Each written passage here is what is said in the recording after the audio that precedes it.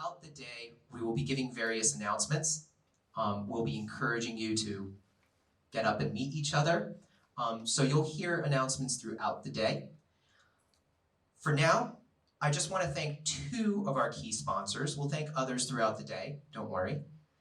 But I especially want to point out the support of Cultivemos and the National Young Farmers Coalition. They have a table here, please visit.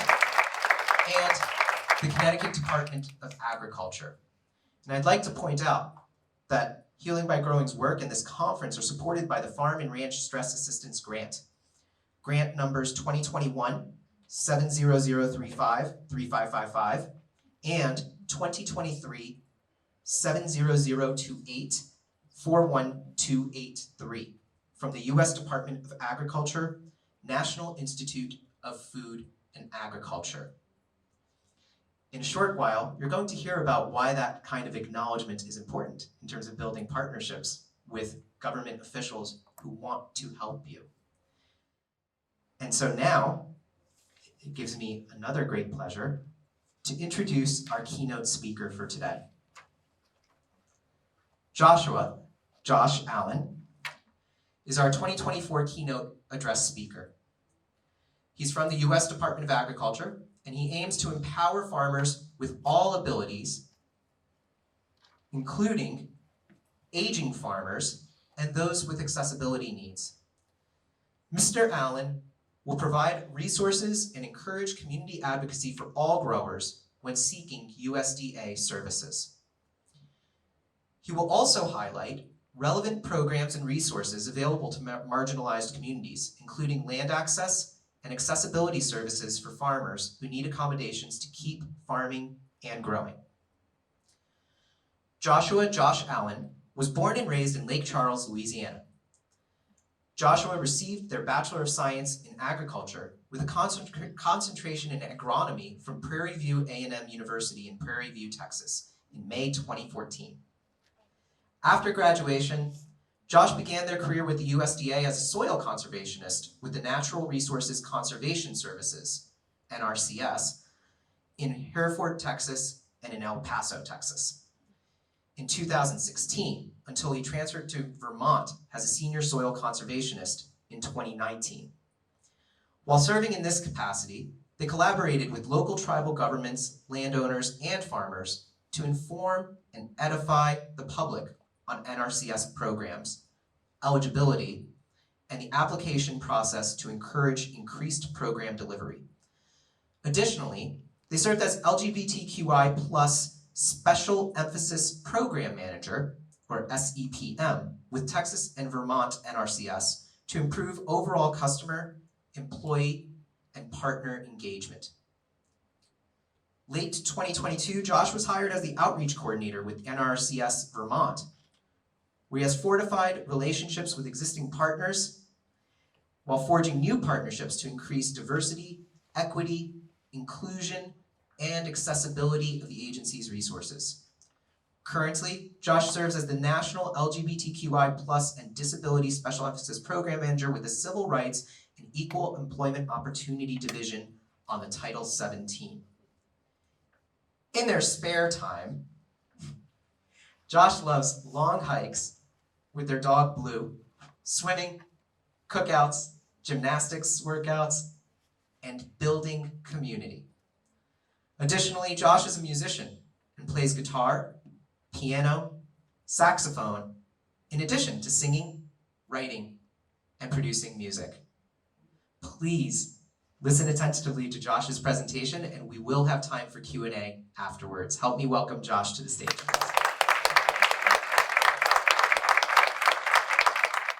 Good morning, everyone. Good morning. Wow. Good morning, everyone. Good morning. There we go. I like interaction. For anyone who knows me, I am very much a chatty patty, and I like to make sure that people feel comfortable connecting and collaborating and communicating going forward.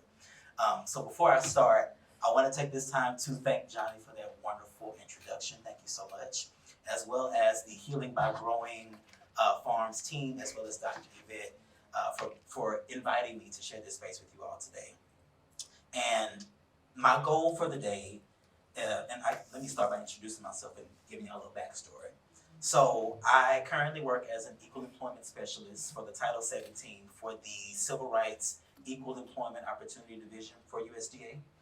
And I am more commonly known as the National Disabilities and National LGBTQI plus Program Manager, covering the farm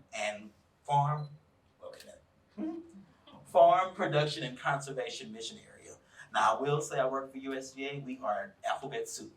So it's a lot of acronyms, and I'll make sure to elaborate on all of them before I start trying to make things a bit smaller, so everybody knows what I'm talking about.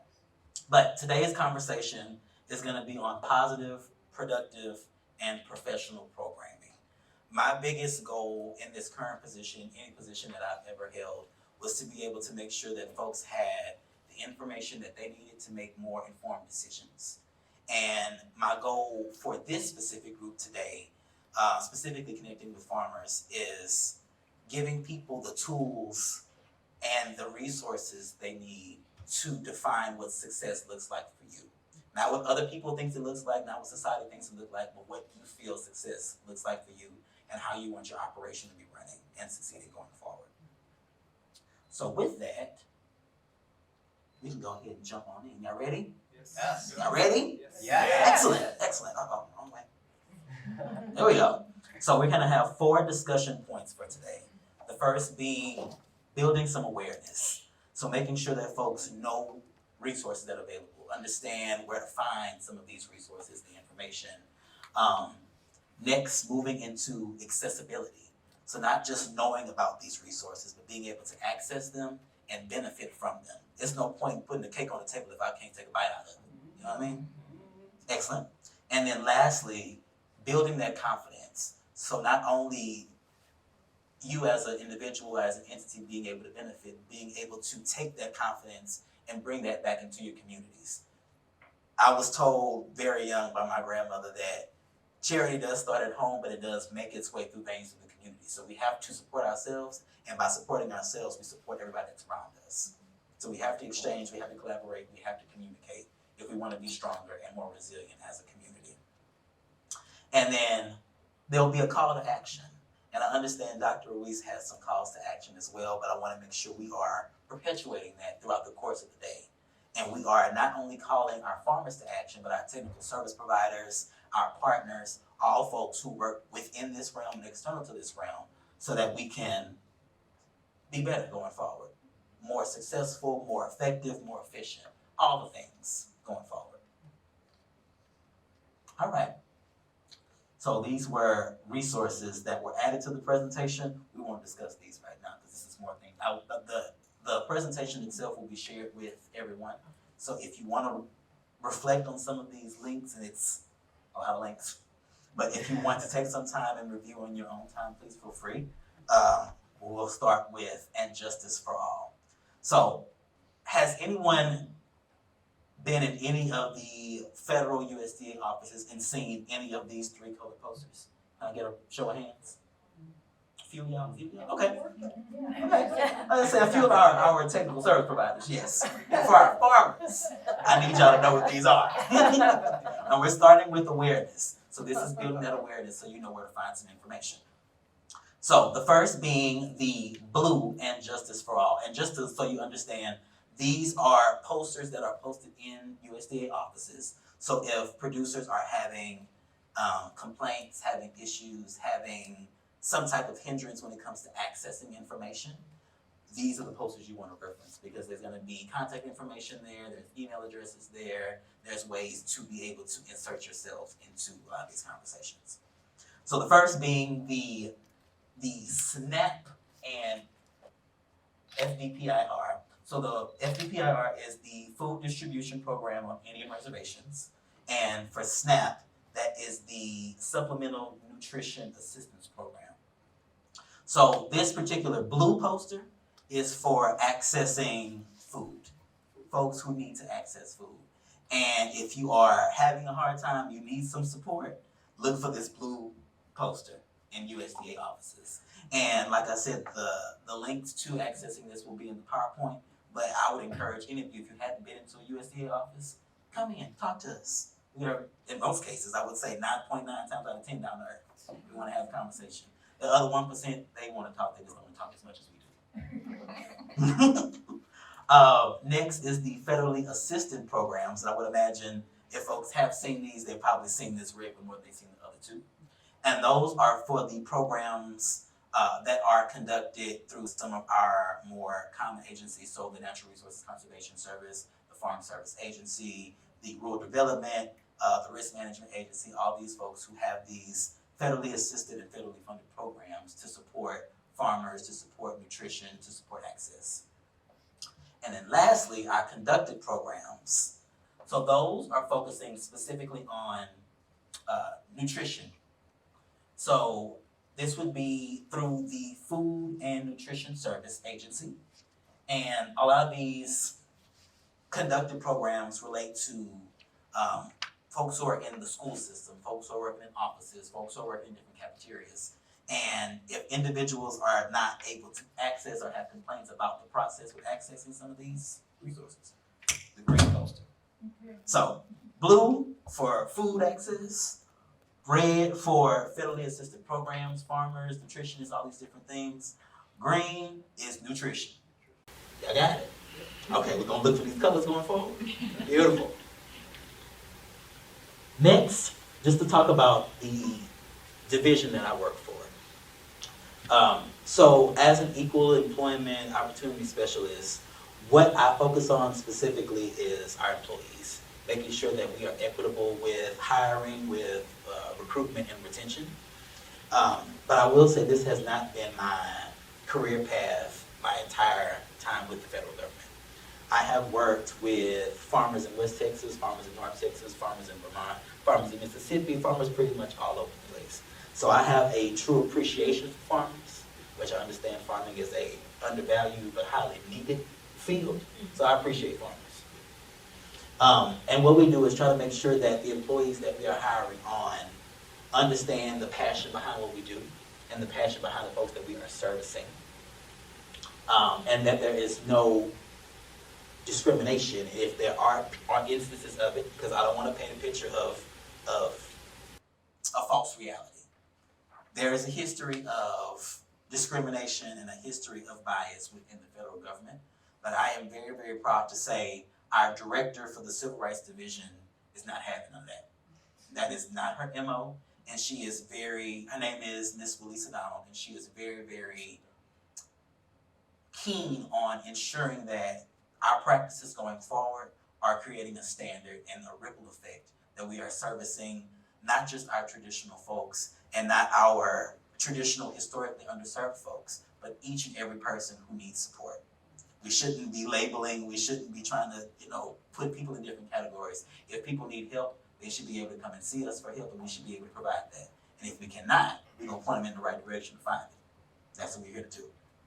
So I definitely just wanted to put a plug in for the Civil Rights and Equal Opportunity Division. We're making some strides, and a lot of the conversations that we're having are rippling to the agencies like the Natural Resources Conservation Service, Farm Service Agency. So we're more centered and on the same page with our program delivery going forward. All right, some farm stress resources. So first things first, farming is not an easy profession. Any farmer that I've worked with has been a farmer, has been a social worker, has been a lawyer, has been a business owner, has had to wear multiple hats. And trying to take on so much, and in most cases by yourself, can be excessively overwhelming. And I understand our farming community is a very resilient and strong community, but even the strongest of warriors and the strongest of soldiers need a break, need some support. And one thing about me, I'm full of idioms. I always have an idiom for everything.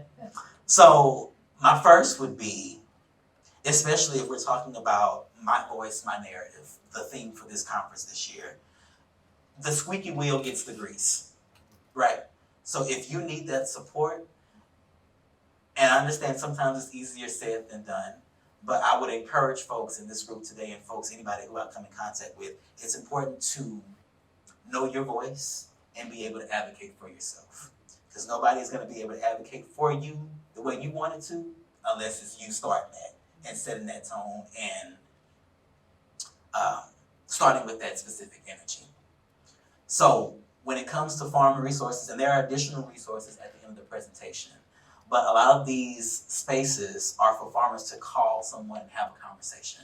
There are resources for folks to get some guidance when it comes to setting up their operation, especially if we're talking about some new farmers who have not had generational guidance, have not had the educational support as far as like real time and real, experience to be able to get that start, but want to be able to find that niche.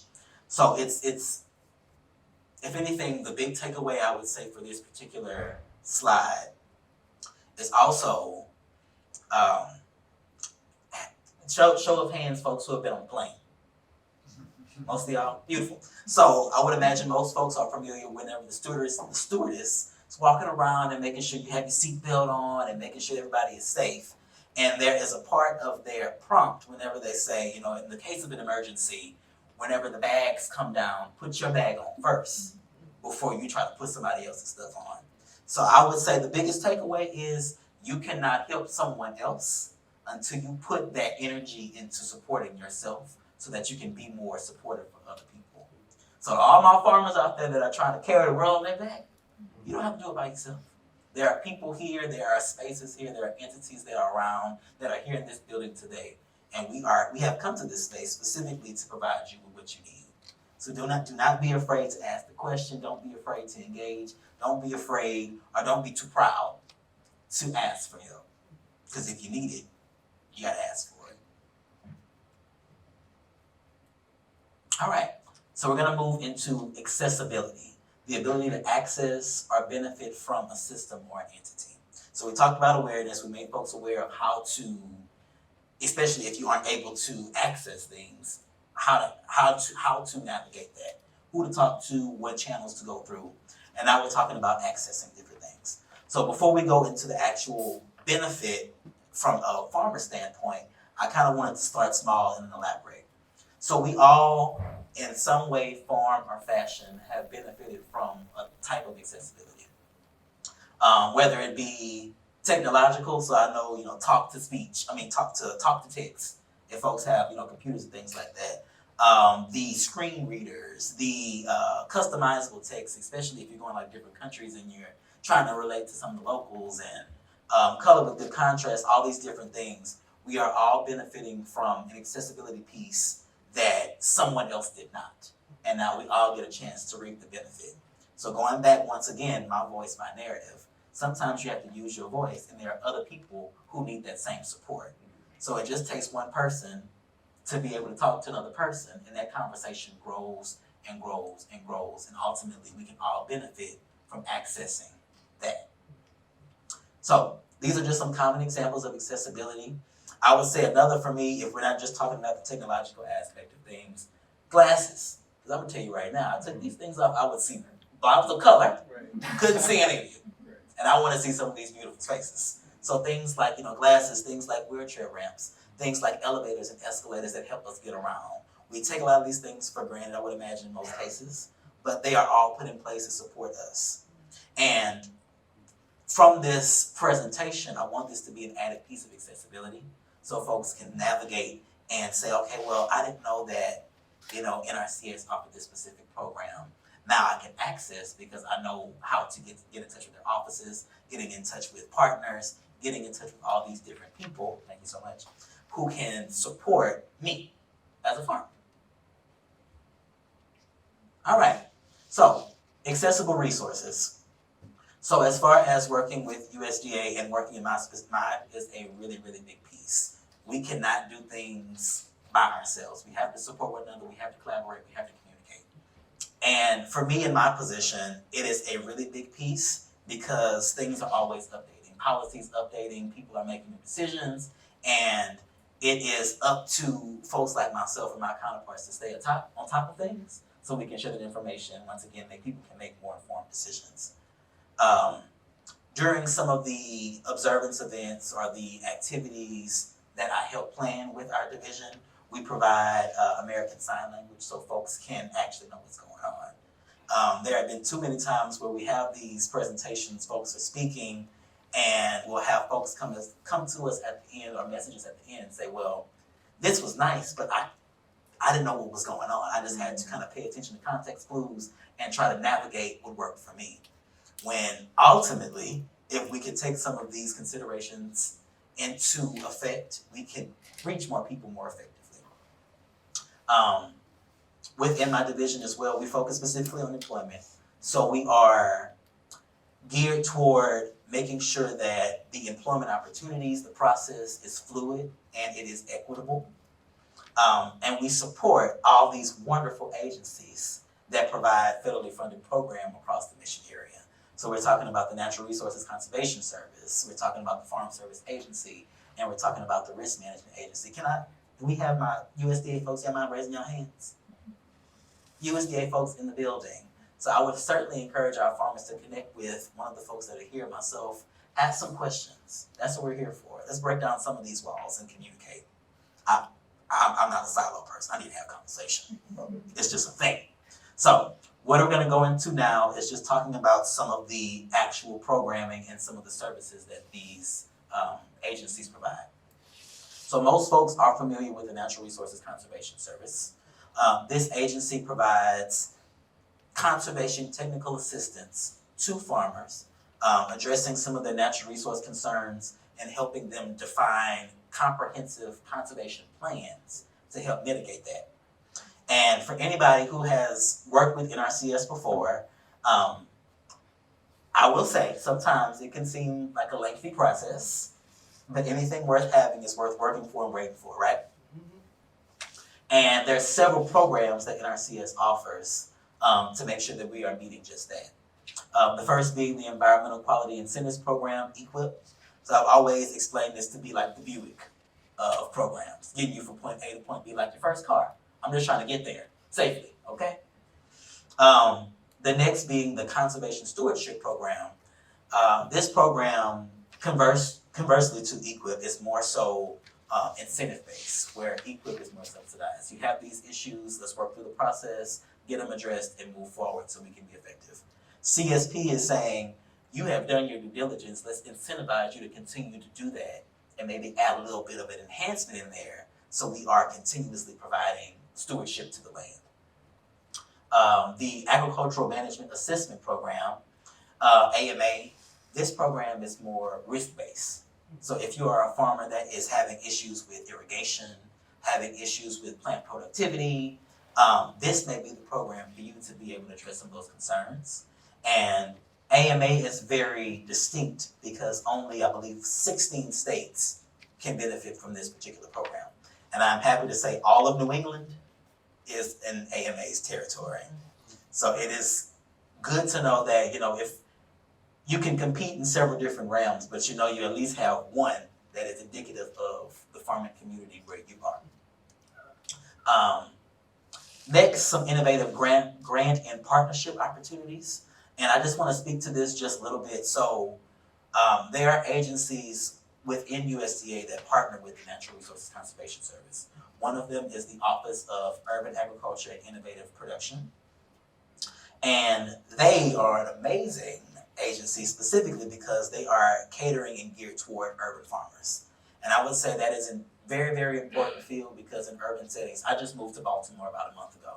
And I am learning that access to fresh food is not as easy as when I was in Vermont. So, spaces like the Office of Urban Agriculture help provide grant opportunities and funding opportunities for folks to maybe build more community-based growing spaces. So folks can actually have a space to heal by growing, to access fresh food, and to feel that they are committed and actively contributing to their communities. There are also great opportunities for folks who have been in the fold with USDA before. So if you know how things work, if you have navigated the system for yourself, and you can then explain that to community members, I believe those grant opportunities are more at the beginning of the year, but I would certainly say just keep a lookout on the website because they definitely have updates that come out. But you could certainly be that liaison between USDA programs and connecting with your community members, and that helps build that confidence so folks can ask the questions and get the answers that they're looking for, right? And then lastly, the Regional Conservation Partnership Program, RCPP. So essentially that is just like EQIP. We're just trying to define some spaces, define some issues, and be able to mitigate that, or plan to mitigate that. But it is partnership based. So it's NRCS with other entities who can provide some additional funding and additional support and additional expertise to make sure that the customers are getting what they need, whether it be grazing support, agronomic support, irrigation support, the list goes on. All right, Farm Service Agency. So another wonderful agency, and this agency is specifically focused on farming from a logistical lens, I would say. So if some of the farmers are having some issues, and we all know the weather has been very variant. I can't seem to catch up, especially when I was in Baltimore. I'm like, it's hot one day, it's cold over here, it's raining the next day, it's windy, you don't know what to do. But if it happens to where you are experiencing some type of natural disaster on your properties, the Farm Service Agency could be a safety net for a lot of farmers and providing some support and getting information out, as well as getting resources dispersed. So if you're having issues with like the disasters, if you need a farm loan, either a macro loan or a micro loan, if you're looking to buy a property or looking to refurbish that property, you can access them for that. Some environmental and cultural compliance, increasing land access as well, and price support. So they definitely provide some integral pieces to farmers, coming, I won't say less from a conservation lens, but being able to overlap conservation and logistical plannings and making sure that everything is running smoothly within your operation. And then the Risk Management Agency. So I will say, working with FPAC, and who can tell me what FPAC is and see who's paying attention? Farm Production and Conservation. Look at y'all. I'm here for it. People are listening. All right, perfect. So RMA is one of the pieces, within FPAC, and they are a risk management agency. And I will add to the program I spoke about earlier, AMA. They are the funders for this. So they work in collaboration with NRCS to address some of these risk-oriented things that are happening, and then help fund the implementation of practices to reduce that risk on properties. But essentially the federal crop insurance, like I said, market-based risk management, and livestock and dairy protection as well. So 3 wonderful agencies that provide different layers of support. And we are all here to serve and to empower our farming communities. So once again, please connect with your federal offices. If you are unable to reach folks, because I will say, nowadays it feels like we are just trying to hire people like crazy. We need people to come into the fold and provide this support. So as a disclaimer, I will say sometimes offices may move a little bit slower. However, there are folks like your conservation districts, folks like the agencies of agriculture, folks like the Healing by Growing Farms, these spaces to help farmers navigate, ask those questions, maybe a point of contact, just to give you some type of bearing before you kind of go into the next step of things. So use those, take advantage of these spaces. Specifically today, you have a room full of other farmers, room full of technical service providers. Connect with one another. Thank you. All right, the Special Emphasis Program. So there are myself and my 3 other counterparts. We cover 8 specific programs within the mission area. So Travis Watkins, he is the Black and Hispanic National Emphasis Program Manager. April Wilson covers Federal Women's and Veterans. Andy Pham covers Asian American, Native Hawaiian, Pacific Islander, which we are currently in the month of May. So but this month is Asian American, Native Hawaiian, and Pacific Islander Heritage Month. And Andy also covers Native American, Alaskan Native program manager duties. Then I myself, LGBTQI and disability. So with that, we are making sure that we are alleviating any of the barriers to employment and making sure that our workforce feels empowered. So whenever they go out to connect with you as our customers, they're making the best influence and the best impact that we can as a department and as specific agencies. And if you are running into any concerns, you want to connect with any of us, we're all down to earth, we're all here to help. Once again, we do focus on employment, but we all have ties to the program's area, so we can always point people in the right direction. That's just what we do. All right. And then the special emphasis program, some things that I do, collecting some of the workforce data and analyzing that so we can address some of the gaps in employment and making sure that our workforce is diverse. We want to make sure that we're kind of seeing some colors across this rank, but we're not monochromatic. Trainings, presentations, collaborating with both internal and external partners. Within FPAC and within USDA as well, we have what's called employee resource groups. So within that, we have groups like the National Organization of Professional Black or Professional Hispanic NRCS employees. We have a space called Equality USDA, which focuses on LGBTQI folks. We're in the process of developing a new employee resource group that is just focused on employees with disabilities and allies. So working for USDA, it is a space where you can grow your own destiny and follow your own path. And I can say my path has been ever winding, and I'm looking forward to what's coming next. But while you are navigating that, you can connect with other individuals, maybe address maybe some policies that need to be updated, things like that, to ensure that we are equitable. We don't want to be equal, we want to be equitable, because some people need to be met where they are to be lifted up to where they need to be. All right, the call to action. So, first things first, acknowledging intersectionality and cultural diversity. We are in a room full of different individuals from different backgrounds, different traditions, different cultures. But that is our strength. So listening to one another, having some patience with one another as well, and being able to communicate and express what's needed where you're from can go a very, very long way. Representation and exposure can change trajectory. So it's just understanding that this is an intersectional space. We're all in intersectional spaces. There's going to be some diversity, but if we're patient with one another, we can overcome that and become more fortified and strengthen ourselves. There we go, going forward. Find your constants and nurture those relationships. So your neighbors, your technical service providers, your partners, Healing by Growing Farms, all these different folks who are in spaces to support, have conversations and nurture those relationships. Reach out and continuously build that. Exchange information. It goes a very, very long way. There may be things that you know that I don't know and vice versa. And for us to be more effective as a community, we need to know what's going on. So have those conversations, ask those questions. It's, once again, the squeaky wheel gets the grease. So we have to be able to vocalize, and for anyone to be able to define their narrative, you have to find your voice. So with that, I'd like to say thank you once again for this time, for this space. The resources to all the things that I discussed in today's presentation are available in this presentation.